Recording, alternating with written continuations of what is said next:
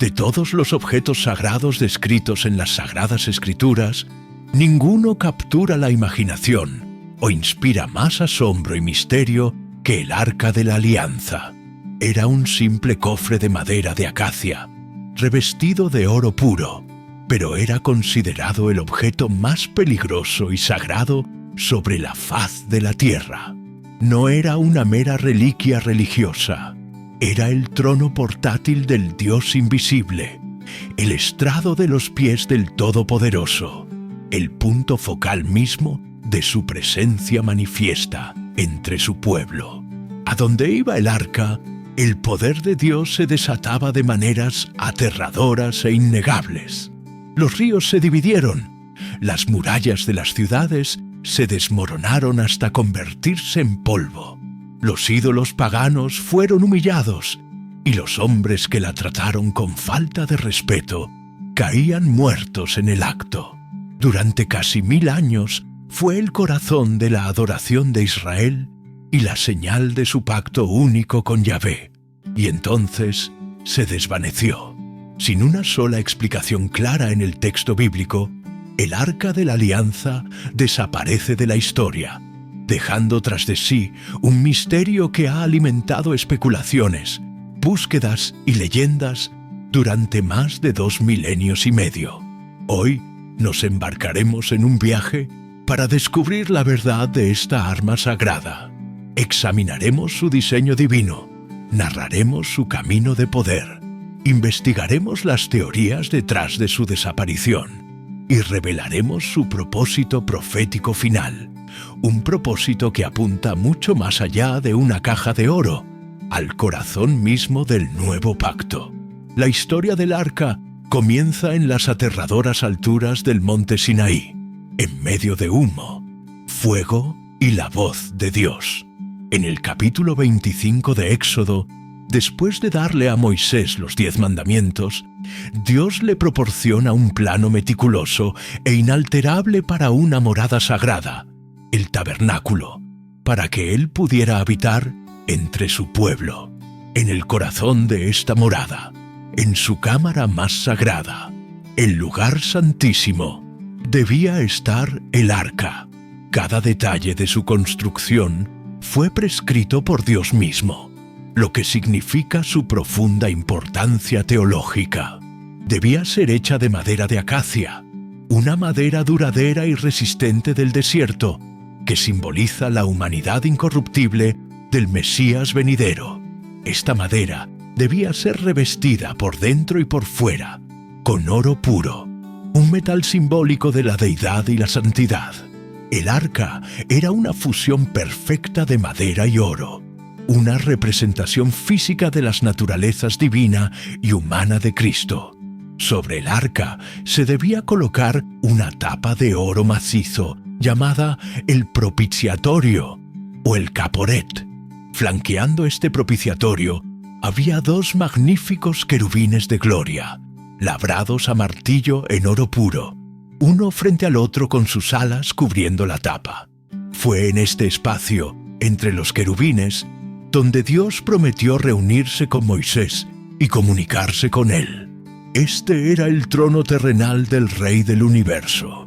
Dentro del arca se debían colocar 3 objetos sagrados: las 2 tablas de los 10 mandamientos, que representan la ley perfecta y justa de Dios, una vasija de oro con maná, que representa la provisión milagrosa e incesante de Dios, y la vara de Aarón que había florecido, que representa el sacerdocio divinamente designado por Dios.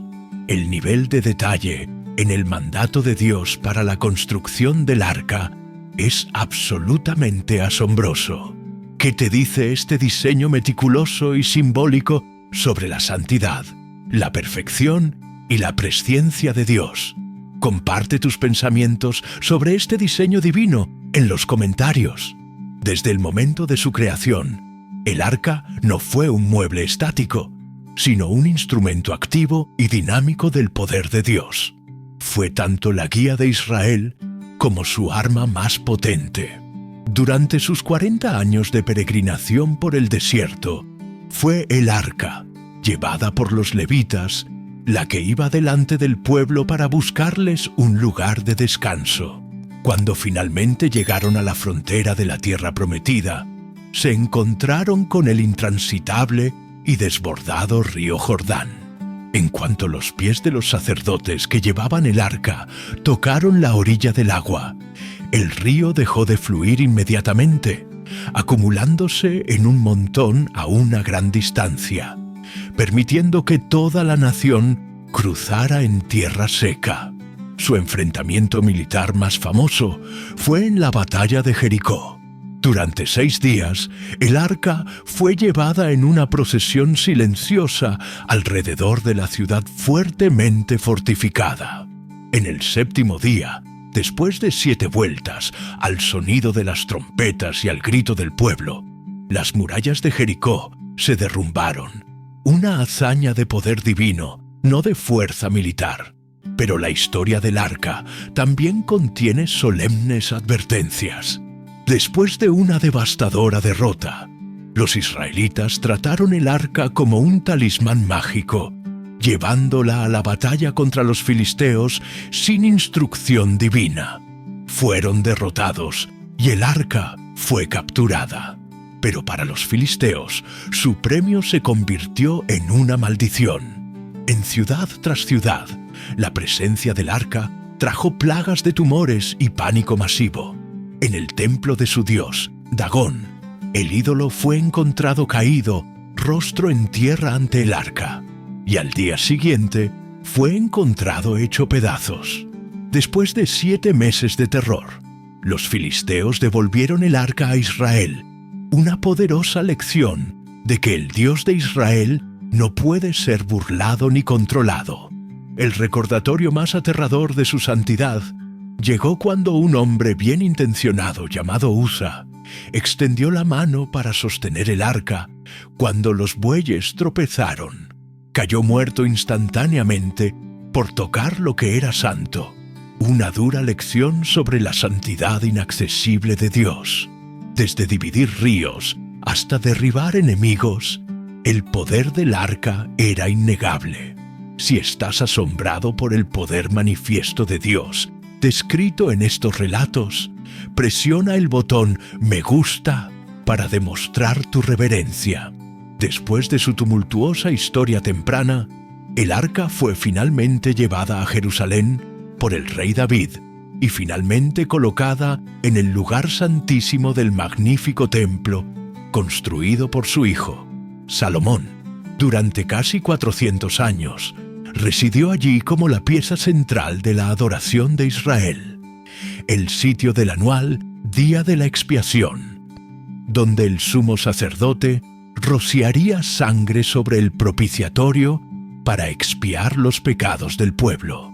Pero a medida que Israel cayó en la idolatría y la infidelidad, la presencia del arca se menciona cada vez menos. La última mención directa y canónica del arca se encuentra en el 2º libro de Crónicas, durante el reinado del justo rey Josías, alrededor del 622 a.C. Josías ordena a los levitas que devuelvan el arca a su lugar en el templo, lo que sugiere que pudo haber sido movida para su custodia durante los reinados de reyes malvados. Después de esto, solo hay silencio. Unas décadas más tarde, en el 586 a.C., el rey babilonio Nabucodonosor conquistó Jerusalén, saqueó el templo y lo incendió hasta los cimientos. Una lista extensa y detallada de los tesoros llevados a Babilonia se registra en los libros de Segundo de Reyes y Jeremías. De manera conspicua e inexplicable, el Arca de la Alianza no está en esa lista. Entonces, ¿qué le pasó? Este es uno de los mayores misterios de la historia. Una teoría que se encuentra en el libro apócrifo de Segundo de los Macabeos afirma que el profeta Jeremías, advertido de la invasión, tomó el arca y la escondió en una cueva en el monte Nebo, sellando la entrada y declarando que no sería encontrada hasta que Dios reúna a su pueblo de nuevo. Otra tradición convincente sostenida por la Iglesia Ortodoxa etíope, mantiene que el hijo del rey Salomón y la reina de Saba, Menelik I, llevó la verdadera arca a Etiopía para su custodia y que reside allí hasta el día de hoy en una capilla en la ciudad de Aksum.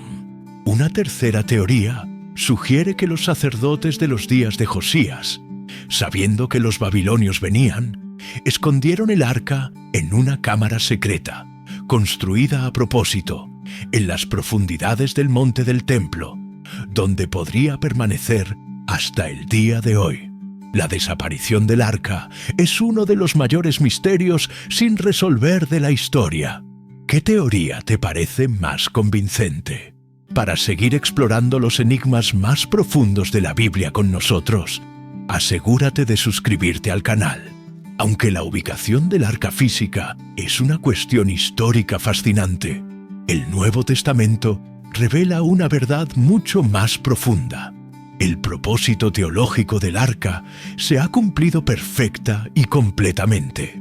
El propio profeta Jeremías predijo un tiempo en la era mesiánica en que el arca ya no sería el foco de la presencia de Dios.